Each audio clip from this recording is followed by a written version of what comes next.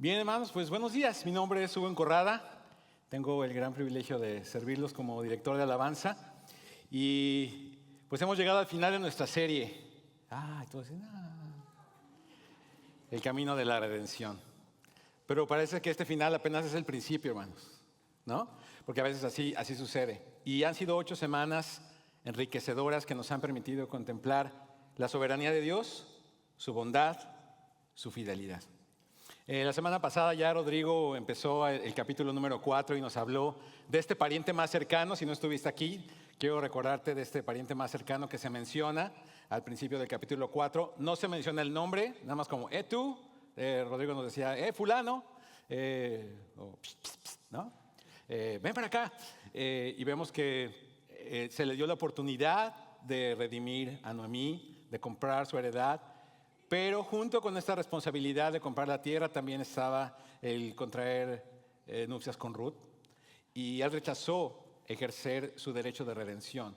Porque según lo que dice el versículo 6 del capítulo 4, él no quiso dañar su heredad. No nos dice cómo iba a ser dañada la heredad, pero sí que él veía que podía ser dañada su heredad. Así que Boaz se convirtió entonces en el redentor de la tierra y de Ruth.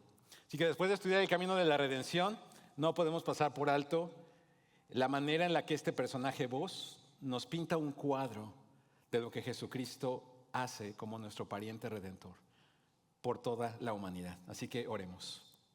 Bendito eres tú, Dios, creador del cielo y de la tierra.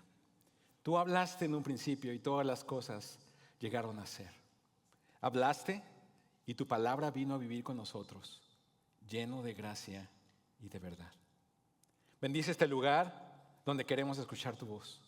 Bendice este lugar donde queremos escuchar tu historia. Al escuchar que nuestros oídos estén sintonizados contigo, al meditar en tu palabra, háblanos. Que todo lo que oigamos nos guíe hacia ti. Te lo pedimos en nombre de tu Hijo Cristo Jesús. Amén. Así que el primer punto de estos últimos versículos, y no sé si porque son pocos, pienso que no voy a alcanzar a decir todo lo que tengo que decir. No se preocupen, sí vengo preparado para lo que tengo que decir. Dice el primer punto de nuestro pasaje, versículos del 3 al 14, y si estás llevando tus anotaciones en el boletín, es la bendición por el Redentor. Entonces, continuando con la historia donde nos quedamos del versículo 12, dice así la palabra de Dios. Boaz tomó a Ruth y ella fue su mujer, y se llegó a ella, y el Señor hizo que concibiera, y ella dio a luz un hijo. Entonces las mujeres dijeron a Noemí, bendito sea el Señor que no te ha dejado hoy sin redentor, que su nombre sea célebre en Israel.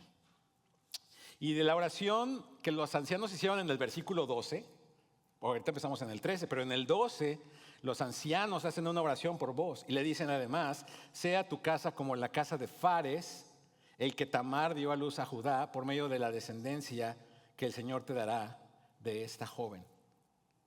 Vemos la respuesta en el versículo número 13. Ya está la oración en el 12, pero vemos la respuesta en el 13. Estos versículos, además, quiero notar algo. No simplemente nos están dando datos, los facts, ¿no? Diríamos, o relatando solamente eventos que sucedieron.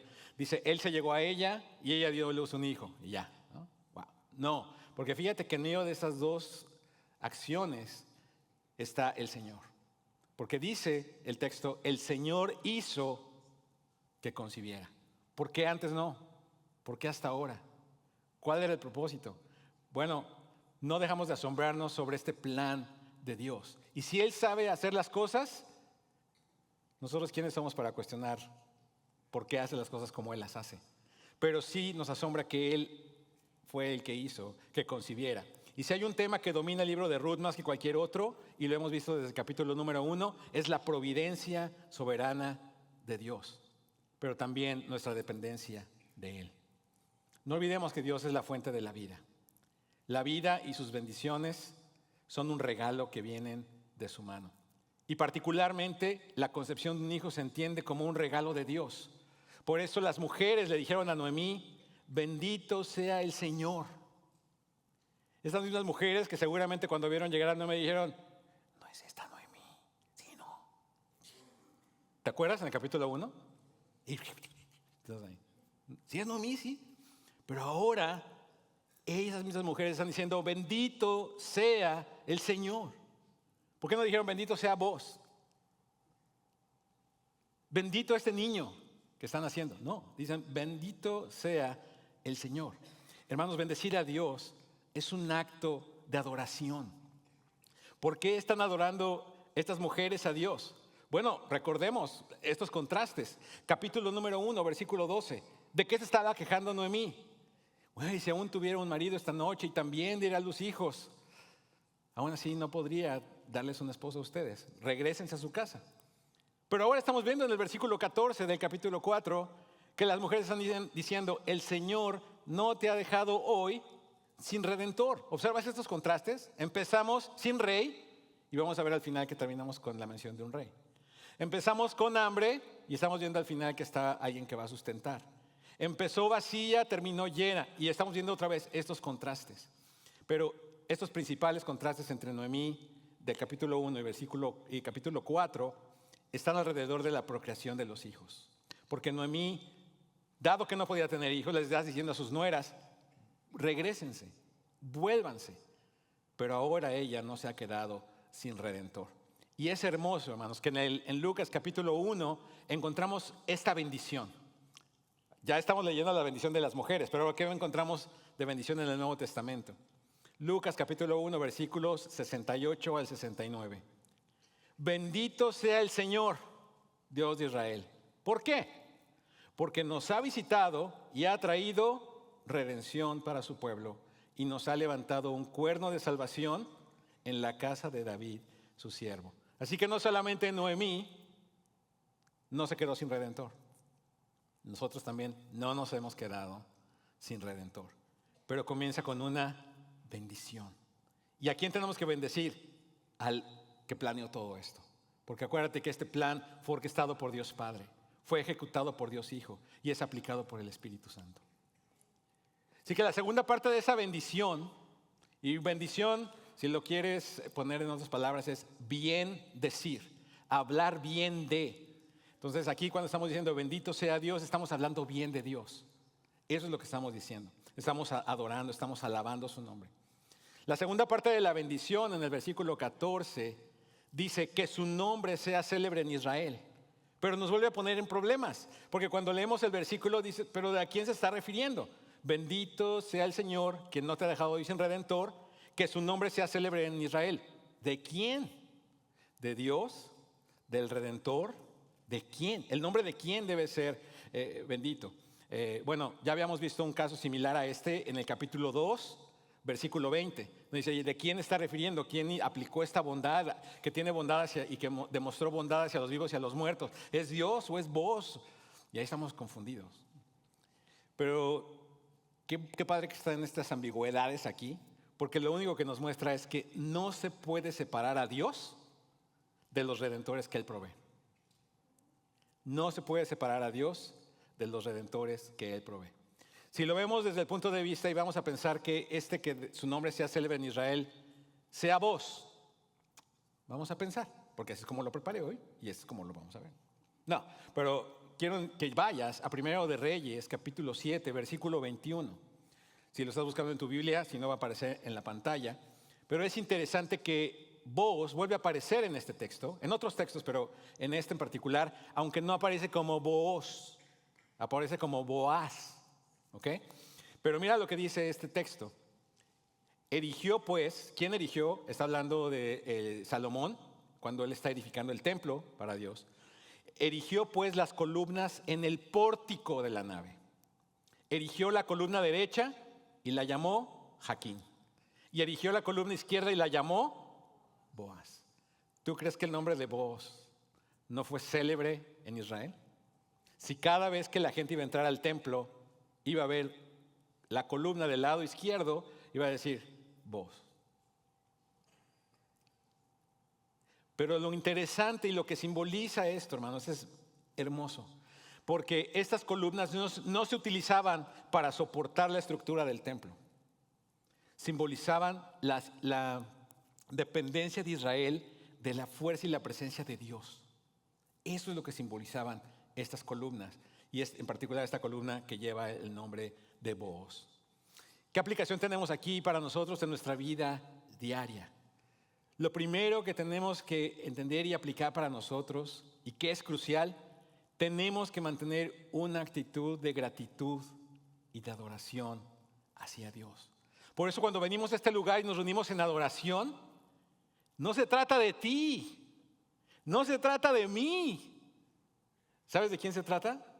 De Él. Porque Él planeó esto. Él nos trajo aquí. Nosotros no lo iniciamos. Por eso al principio de este culto yo te decía, la adoración es un ritmo donde Dios inicia. Él tomó la iniciativa. Nosotros no deseábamos buscar a Dios. Él nos buscó a nosotros. No hay justo ni aún uno. No hay quien busque a Dios. No creas que tú estás aquí porque eres buenito o buenita. No, tú estás aquí por la gracia de Dios. Y tenemos que tener esta actitud cuando venimos a su presencia, hermanos. Me encantaría decir, no, es que Jesucristo es mi cuatacho. Hermano, es que no, tenemos que estar en una dimensión correcta. Seguramente sí, y espero que tú seas amigo y que Jesús te considere su amigo. Eso espero más que tú. Jesús es mi amigo, no. ¿Y tú eres amigo de Jesús? Porque si eres amigo de Jesús deberías hacer todo lo que Él te pide que hagas. Pero entonces mejor no entremos en esos temas. Pero sí tenemos que entender que toda buena dádiva y todo don perfecto desciende de Él. Pero tiene que ver con el propósito de su salvación. Por eso en el Salmo 18:46 dice, el Señor vive, bendita sea mi roca y ensalzado sea el Dios de mi salvación. Siempre que nos reunamos como congregación, como iglesia, estamos aquí para adorar a Dios, para bendecir a Dios, porque no nos ha dejado sin redentor. Amén. Tenemos muchas cosas por qué estar agradecidas con el Señor. Pero entonces esto nos va a llevar al punto número 2, versículos del 15 al 17. Ya vimos al principio, estos primeros versículos fue una bendición por el Redentor. ¿Ok? Pero ahora vemos una oración por el restaurador y el sustentador. Versículos 15 al 17. Que el niño también sea para ti restaurador de tu vida y sustentador de tu vejez. Porque tu nuera, que te ama y que es de más valor para ti que 7 hijos, lo ha dado a luz. Entonces Noemí tomó al niño, lo puso en su regazo y se encargó de criarlo. Las mujeres vecinas le dieron un nombre y dijeron, le ha nacido un hijo a Noemí. Y lo llamaron Obed. Él es el padre de Isaí, padre de David, padre de... Ya no voy a seguir porque si no me voy a ya meter al tercer punto de esta mañana. ¿Okay? Pero como estudiamos en el capítulo número 1, y espero que lo recuerdes, si no, bueno, hay que recordártelo. Rodrigo trajo nuestra atención a un verbo que se repetía con mucha frecuencia en el capítulo 1. Volver. Volver, volver. Y no es canción, ya suena como otra vez. Y ya volver, ya estás cantando ya la canción ahí. No. Pero este verbo, shub, volver, que se usa más de 15 veces en Ruth. Y todas menos 3 ocurren en este capítulo número 1. Lo que estamos viendo aquí, cuando leemos el restaurador de tu vida, restaurador es la palabra shub. Dice, ¿pero qué tiene que ver restaurar o shub con volver? ¿Cómo está relacionado? Y mira otra cosa que necesito recordarte. ¿Quiénes están presentes en el nombramiento de este bebé? ¿Quiénes están ahí? Otra vez las mujeres. Hermanas, gracias. Gracias porque están ahí en estos momentos importantes. Las mujeres le dieron un nombre a este niño. Que eso no era algo común, porque normalmente los padres eran los que ponían el nombre a los niños. Pero ahora son las mujeres que también están participando aquí. Pero este lamento de Noemí que vemos en el capítulo 2, en el versículo 6 o en el 4:3, cuando está tratando de que también sus nueras regresen en el capítulo 1, vuelvan, regrésense. Se contrapone con este título, con este primer título de este niño, porque aquí lo llama el restaurador de tu vida. Noemí imploró a sus nueras que regresaran. Regrésense. pero Dios está regresando o está proveyendo a aquel que las va a regresar. ¿Regresar a dónde? Bueno, lo primero que tenemos que meditar en este sentido es que la redención implica restaurar todo lo que se ha perdido. La redención implica restaurar todo lo que se ha perdido. Todo lo que Noemí lamentaba ahora ha sido respondido por el Señor. Perdió a su familia, ahora su familia es restaurada. La descendencia y el nombre de Elimelech son restaurados. La vida de Noemí ahora está protegida. La tierra ha sido redimida. Pero sobre todo, el Señor está inseparablemente identificado con el Redentor que levanta, cuya tierra es, cuya descendencia es, cuya ala protege, cuya fidelidad y valor en el pacto se manifiestan de tal manera que ni siquiera la muerte tiene la última palabra. Dios es el que tiene la última palabra. Y para hacer más conciencia de este término de restaurar la vida, de volver al plan original, porque de eso se trata la redención, de regresar al origen. Si tú lees en tu Biblia, y esto haz la prueba un día, si quieres esta semana, ¿por qué no? Leer toda tu Biblia, sería buenísimo. Pero te vas a dar cuenta que en los primeros 2 capítulos de la Biblia y en los últimos 2 capítulos de la Biblia no se habla de pecado. No sé si lo habías notado o no, pero si no, pues ya, ahora que la leas toda te vas a dar cuenta. Los primeros 2 capítulos y los 2 últimos no hablan nada de pecado. ¿Por qué? Porque los primeros 2 capítulos nos presentan el diseño original de Dios cuando Él creó los cielos y la tierra.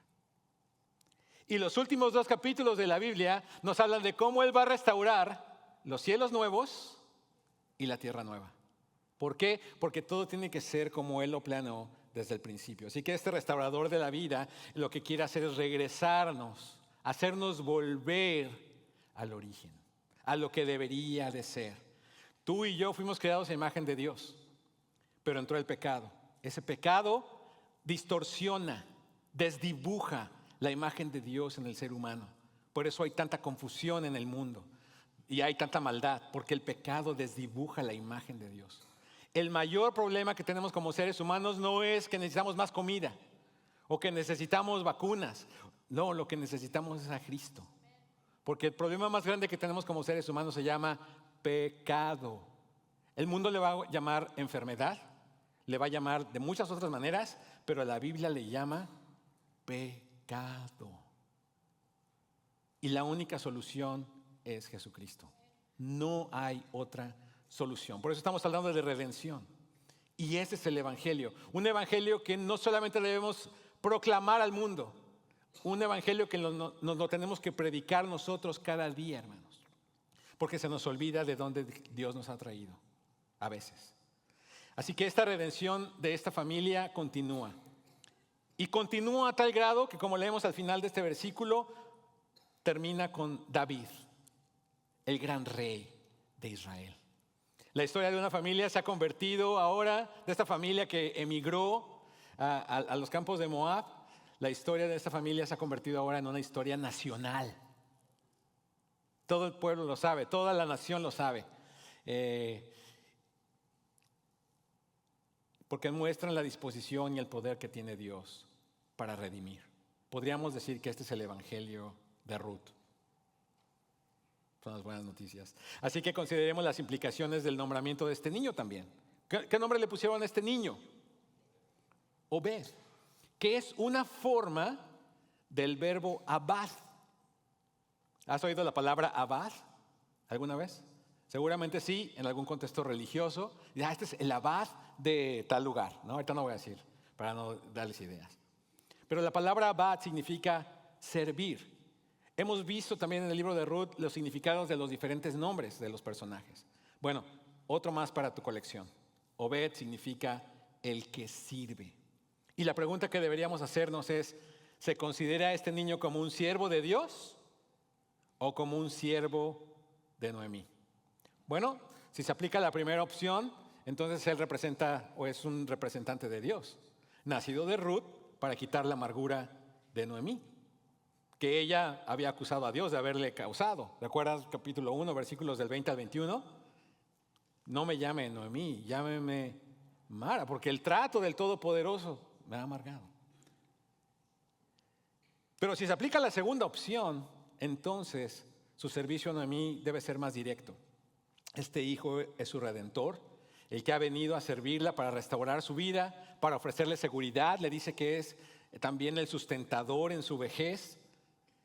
Pero este no es otra más que otra imagen de Jesucristo, quien se despojó a sí mismo tomando forma ¿de qué? ¿De qué? De siervo.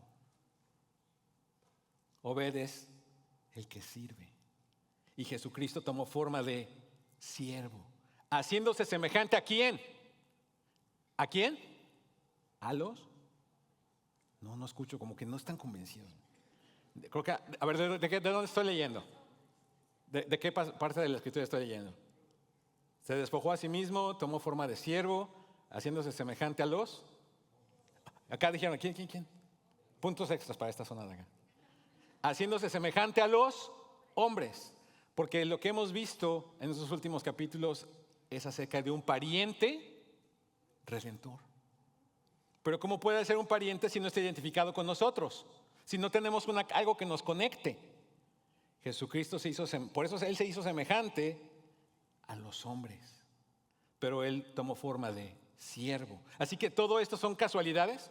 Que Obed haya sido llamado Obed y que está hablando de la redención y todo esto que estamos hablando y que haya dado o llevado al rey David. No. La oración de las mujeres sobre Obed como restaurador y sustentador nos enseña que la redención incluye la restauración de su imagen en nosotros, la restauración de esa imagen desdibujada por el pecado.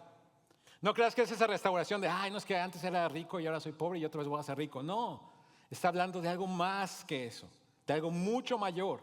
Restaurar su imagen en nosotros, esa imagen que ha sido desdibujada por el pecado. Es volver al diseño original de nuestro Creador, quien nos hizo para que tuviéramos una relación con Él.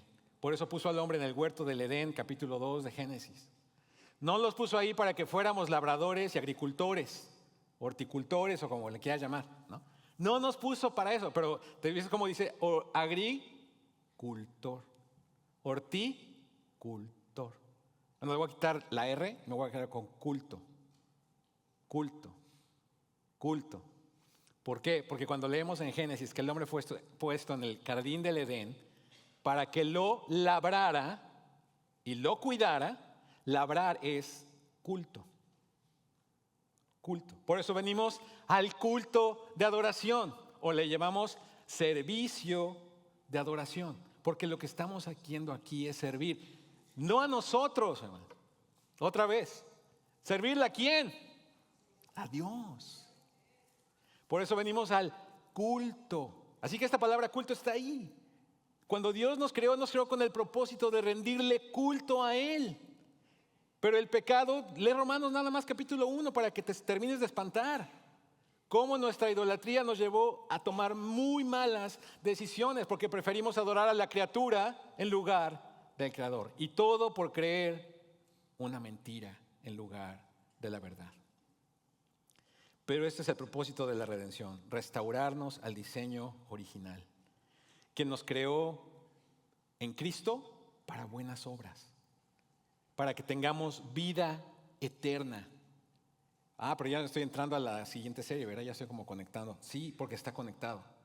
¿Qué es la vida eterna? No quiero hacer el spoiler, pero no voy a hacer nada de primera de Juan. Pero sí, Juan 17:3, un versículo que tienes que tener en tu arsenal de versículos bíblicos de memoria. Juan 17:3. ¿Qué es la vida eterna? Esta es la vida eterna. Que te conozcan a ti, el único Dios verdadero. Es una relación con Dios. Es lo que Él quiere que tengamos con Él. Por eso tienen que restaurar esta imagen, para que podamos volver a tener esta comunión como la que tenía Adán antes de que entrara el pecado en el mundo. Pero eso lo vas a ver, por eso te decía, compara los 2 primeros capítulos de la Biblia con los 2 últimos y vas a ver que es regresar al plan original. Nada más que nos llevó como un poquito somos como medio tercos, hermanos, entonces como que nos llevó más hojas que hay que llenar entre Génesis y Apocalipsis. Pero bueno, entonces vamos a entrar a la tercera parte de este pasaje, de este hermoso pasaje, porque creo que es aquí donde me voy a tratar un poco más. Y este tercer punto es la genealogía del Redentor. Hasta ahorita hemos visto el legado del Redentor. ¿En qué sentido hemos visto el legado del Redentor? Bueno, primero porque vimos la bendición por el Redentor, que su nombre sea célebre en Israel. Hemos visto también la oración por este niño, que es el restaurador y sustentador. Pero ¿cuál es ahora el legado de este Redentor? Vamos a ver su genealogía. Dice versículo 18 al 22. Estas son las generaciones de Fares. Fares fue el padre de Esrón. Los que están anotando como ideas para nombres de niños, no, por favor. ¿Okay? Sí, te lo pido. Bueno, ya es decisión tuya. Esrón puede ser una buena opción, no sé. Pero Fares fue padre de Esrón, Esrón el padre de Ram, Ram el padre de Aminadab, Aminadab el padre de Naasón, Naasón el padre de Salmón, Salmón el padre de Boz, Boz el padre de Obed, Obed el padre de Isaí, e Isaí fue el padre de David. Ya, por punto. Hasta un nombre que por fin sí nos gusta, ¿no? Porque yo he escuchado muchos niños que se llaman Boz. Por eso he escuchado y conocido muchos amigos que se llaman David. No tantos Esrón. Tampoco Aminadab se ha escuchado, es como que he conocido muchos. Pero mira, a primera vista, cuando leemos estos versículos, es como que nos los brincamos, ¿no? Dices, no, ahorita no quiero practicar mi español. Porque cuando lees todos estos nombres, dices, ¿y cómo se pronuncian? O sea, como que tienes que regresar a tus clases de la primaria. A ver, Aminadab, ya. Lo practicas un par de veces y ya te sale, ¿no? Así es que cuando quieras practicar tu gramática, tu español, vete a leer los libros de la Biblia, todas las genealogías. Pero a primera vista, estos versículos finales podrían parecer como el anticlímax. Oye, ya pasó lo mejor, el pariente más cercano que renuncia a su derecho, pero el pariente cercano que sí redime y el niño que nace, ahí está el clímax. Y podríamos decir, no, y terminamos con nombres. Boring. Aburrido. Así dicen, ¿no? La decimos a veces. Pero ¿por qué terminar esta hermosa historia con un árbol genealógico? No es más que un pedazo de información histórica sobre personas que ya se murieron. Te tengo malas noticias, no. Las palabras finales del libro de Ruth son en realidad las más importantes del libro y contienen un mensaje más profundo, porque las genealogías que trazan la línea de una descendencia, desde el primer nombre registrado hasta el último, generalmente tienen la intención de legitimar, es decir, de establecer las reclamaciones del último nombre mencionado para cumplir una función oficial. Así que la oración final pone los 4 capítulos anteriores en una perspectiva completamente nueva. Porque esta es la narrativa en su mejor forma, cuando el final es inesperado, cuando nos toman por sorpresa. ¿Por qué? Porque este es el árbol genealógico de ¿quién crees? De David. Sí, de David, no el de las mañanitas. Digo, no solo la cantamos en México, ¿no? Pero si estas son las mañanitas que cantaba el rey David, él no las cantaba, o sea. Pero está hablando del rey David. Esto se trata del árbol genealógico del rey David. Y tendríamos que repasar todo lo que ha pasado antes. ¿Cómo empezó? Con emigración. Pero si no hubiera habido emigración, no hubiera habido Ruth. O no hubiéramos conocido a Ruth. Y Ruth no hubiera regresado. Y sin Ruth no hubiera habido matrimonio con Boz. Y sin matrimonio con Boz no había Obed. Y si no hay Obed, no hay Isaí. Y si no hay Isaí, pues no hay David. Entonces es evidente que el libro de Ruth, en la forma en la que lo tenemos en nuestras Biblias, probablemente fue escrito en la época de David o más tarde. Probablemente la función de este libro era dar legitimidad al reinado de David, a su linaje.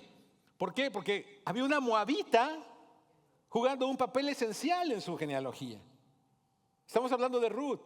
¿Y cuál era el problema con las moabitas? Pues que no debían estar en la congregación del Señor, nada más. Así que al demostrar la mano de Dios en esta providencia de llevar al de Ruth a Belén y al aclarar el carácter espiritual y enfatizar la legalidad del matrimonio entre Boz y Ruth. Por eso esto que la chancla y que si están ahí haciendo los tratos a la entrada y todo esto, dices, ¿qué tiene yo que estarme enterando de sus asuntos? Porque había que darle legalidad, legitimidad al linaje del rey David. En cierto sentido, el libro no trata en última instancia de Noemí, ni de Ruth, ni de Boz, ni siquiera de Obed. Se trata del rey David. Aunque nunca hayas leído previamente estos versículos finales del libro de Ruth, porque son los nombres y nadie quiere leer los nombres, están complicados, ni siquiera los sé decir, probablemente los hemos visto, los hemos escuchado en otro lugar. ¿Pero en dónde? ¿En dónde? Pues este árbol genealógico reaparece al inicio del Nuevo Testamento, en Mateo capítulo número 1, versículos del 5 al 6. Pero esto no es solo parte del árbol genealógico del rey David. Lo asombroso de esto, hermanos, es que es parte del árbol genealógico del hijo mayor de David, nuestro Señor Jesucristo. Así que vamos a echarle un ojo. ¿Amén? Mateo 1, versículo 1. Libro de la genealogía ¿de quién? Ok, entonces vamos bien. Hijo de David. Hijo de...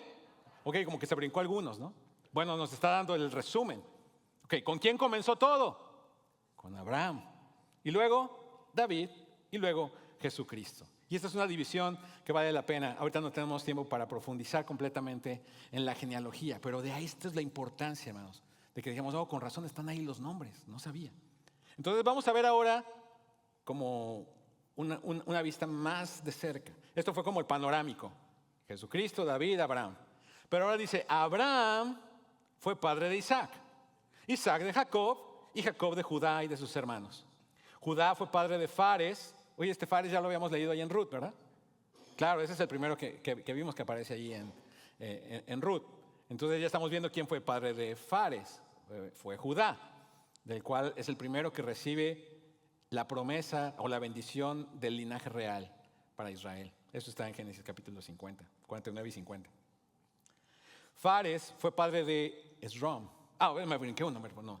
Y Judá fue padre de Fares y de Sara, cuya madre fue Tamar. Y mira, puse los nombres de las mujeres a propósito en negrillas. Ahí lo voy a explicar por qué. Entonces, vamos a leerlo de nuevo y cuando leemos el nombre de las mujeres, los decimos todos juntos. Judá fue padre de Fares y de Sara, cuya madre fue. Fares fue padre de Esrom y Esrom de Aram. Aram fue padre de Aminadab, Aminadab de Nazón y Nazón de Salmón. Salmón fue padre de Boz, cuya madre fue. ¿No escuché? Raab. Boz fue padre de Obed, cuya madre fue. Y Obed fue padre de Isaí, y Isaí fue el padre del rey David, y David fue padre de Salomón, cuya madre, Betsabé, había sido mujer de Urías. Y pareciera algo inusual que en una genealogía aparezcan nombres de mujeres. No es tan inusual. En Crónicas hay otras genealogías donde aparecen nombres de mujeres. Pero sí es inusual que aparezcan estas 4. Eso sí es inusual, porque en los escritos judíos no es raro encontrar mujeres, pero como Sara, como Rebeca, como Raquel, como Lea. Pero las 4 mujeres que encontramos en la genealogía de Mateo, ¿cuáles son? Tamar, Rahab, Ruth y Betsabé, todas son gentiles. Wow. Ok. ¿Qué tiene que ver eso con nosotros? Con el pariente redentor. ¿Cómo Jesucristo puede redimir a los gentiles y no tiene nada que ver con ellos, y no son parte del pueblo de Dios? Pero tan solo hay 4 que son gentiles. Y dado que Ruth era moabita, no debemos pasar por alto esto que decíamos, esta prohibición de que no podían estar dentro de la congregación hasta la 10ª generación. Así que Mateo nos está diciendo que el evangelio es para todas las personas, no solo para los judíos, y que el evangelio es para los pecadores. ¿Por qué? Porque no es que vamos a ver la vida de estas 4 mujeres, pero estas 4 mujeres revelan estas extrañas e inesperadas maneras de obrar de Dios en la preparación para el Mesías. Y como tal apuntan a esta concepción inesperada, pero providencial de Jesús por parte de otra mujer. ¿Quién? María. Jesús se hizo un pariente sanguíneo cercano cuando vino a nacer de María. Así que esta genealogía de Jesús, que incluye no solamente mujeres, incluye reyes, pero también incluye algunos pecadores y no de bajo perfil. Así que a pesar de lo regia que fue la ascendencia, Jesús no vino a alabar a sus antepasados, vino a salvarlos. Así que observemos las 4 mujeres que aparecen en esta genealogía un poquito más de cerca. Tamar, la nuera de Judá, que es la primera aplicación que leemos de la ley del levirato, que fue la ley que vimos cuando estudiamos los primeros capítulos de Ruth. Luego, Rahab, que dijimos que Rahab es la mamá ¿de quién? ¿De quién es la mamá? De Boaz. ¿Y quién es Boaz? Es el héroe de la historia. Este hombre que aún en una cultura donde cada quien hacía lo que bien le parecía, él dijo, yo sí voy a obedecer lo que Dios quiere. ¿Pero quién era su mamá? Rahab. Podrías a lo mejor sentido claro, por eso entonces también sentías aprecio por Ruth. Él sabía que su mamá también era extranjera. Entonces no podía decir, bueno, yo voy a tratar fuchi a la extranjera porque... Y su mamá le iba a decir, muchacho, acuérdate quién es tu mamá aquí. Porque ya sabes cómo son las mamás. ¿Y qué principios le había enseñado Rahab? ¿Quién era Rahab? Era esta ramera de Jericó que ayudó a los espías de Israel. Y que con un elemento que podríamos algunos considerar insignificante, un cordón escarlata. Eso fue lo único que hizo. Y ahora está aquí en la genealogía de Jesucristo. Así de grande es la gracia de Dios, hermanos. Y vemos a Ruth la moabita, con quien se casó Boaz. Otra vez, a lo mejor probablemente influenciado un poco por la relación con su mamá, recordando quién era, de dónde era su mamá. Y al final tenemos a Betsabé, la amante de David. ¿Por qué le consideramos gentil? Porque la genealogía se encarga de recordarnos que era esposa de Urías, el eteo. Así que era hitita, no era hebrea. Así que dentro de este cuarteto, al menos 3 provenían de tierras o familias extranjeras. No estaban en la familia de Dios. Así que mirando la genealogía de Jesucristo, está bastante claro, hermanos, que Jesucristo viene de una línea humana con todas sus imperfecciones. Su propia gente, su propia familia necesitaba que Él los salvara de sus pecados. No tenemos tiempo para leer la última parte de la genealogía de Jesús. Te invito a que la termines de leer, pero te lo voy a resumir.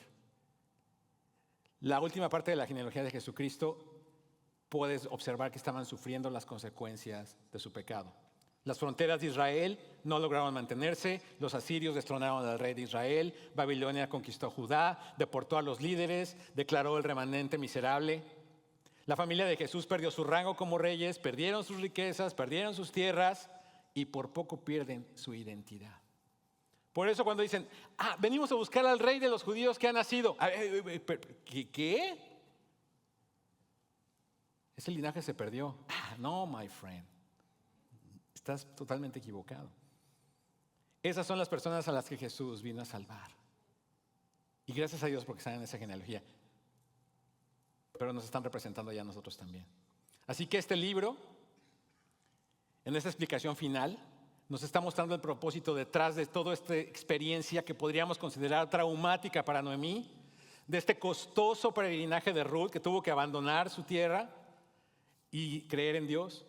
Porque lo que Dios estaba extrayendo de este sufrimiento de estas mujeres no era menos que su propósito de traer a su hijo a Belén. No solo tenía en mente proveer un pan, literal, para Belén, para esas mujeres, sino la venida del pan de vida, quebrantado no solo por Israel, sino para ofrecer salvación a hombres y mujeres en todo lugar. Cuando celebramos la cena del Señor, ¿qué elemento partimos? El pan. Hermano, todo eso está relacionado. Dios es asombroso. Este libro y esta genealogía demuestran que en los días oscuros de los jueces, la línea escogida se preservó no por hazañas heroicas, sino por la bondadosa mano de Dios.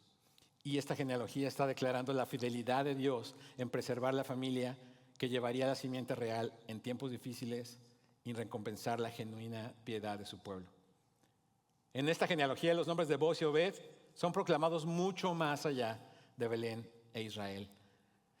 La inclusión de Ruth en esta genealogía es una afirmación de que la gracia de Dios se extiende a todos sin importar su origen o sus antecedentes.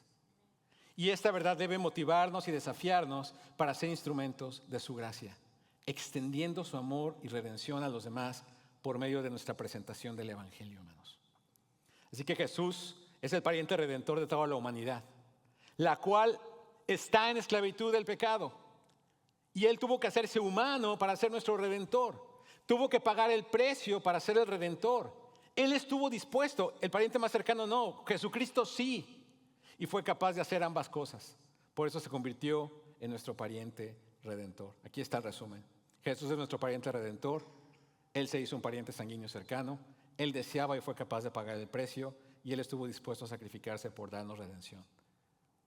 Tito 2:14 dice, Él se dio por nosotros para redimirnos de toda iniquidad y purificar para sí un pueblo para posesión suya.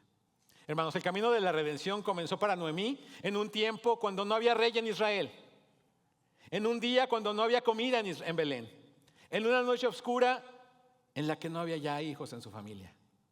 Ahora Dios, que guarda el pacto, el Dios todo suficiente, Yahvé, el Shaddai, le ha dado un nieto, y en pocas generaciones al rey más grande que ha tenido Israel, un rey conforme al corazón de Dios. ¿Dios es fiel? Amén. Y todo lo que hace, lo hace bien, hermanos. La obra redentora de Jesucristo es la culminación del plan de Dios para nuestra salvación. Así que al mirar a Jesús, vemos el cumplimiento de todas las promesas y el propósito de Dios para redimirnos de la iniquidad. Oremos. Padre Celestial, te damos gracias de todo corazón por la profunda enseñanza de tu palabra a través de la historia de Ruth. Tu fiel providencia y tu amor redentor lo apreciamos de una manera distinta. Gracias por enviar a tu Hijo Jesús, quien nos rescató del pecado y nos dio una nueva vida. Hoy nos postramos ante ti con corazones llenos de gratitud por tu amor infinito y tu gracia inmerecida. Te alabamos por tu fidelidad y por cumplir tus promesas a través de tu Hijo Jesucristo. Ayúdanos a vivir como un reflejo de tu amor y a ser testigos de tu redención a los que nos rodean. Te lo pedimos en el precioso nombre de Jesús, nuestro Redentor y Señor. Amén.